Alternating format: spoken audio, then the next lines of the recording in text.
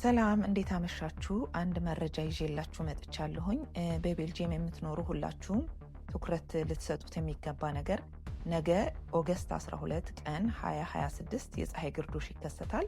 በጌንት አካባቢ ከምሽቱ 7 ሰዓት ከ18 ደቂቃ ይጀምራል። 8 ሰዓት ከ13 ደቂቃ ላይ በከፍተኛ ሁኔታ ግርዶሹ ይታያል ማለት ነው።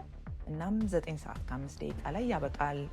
በከፍተኛው ጊዜ ወደ 90% የሚጠጋው ፀሐይ ክፍል በጨረቃ ይሸፈናል። ግን እባካችሁ ጥንቃቄ ማድረግ የሚገባችሁ ነገር ያለ ተገቢ የግርዶሽ መነጽር በቀጥታ ወደ ፀሐይ አትመልከቱ። ይህን መረጃ በቤልጂየም ለሚኖሩ አማርኛ ተናጋሪ ወዳጆቻችሁ አጋሩ። አመሰግናለሁኝ። መልካም ምሽት ይሁንልን።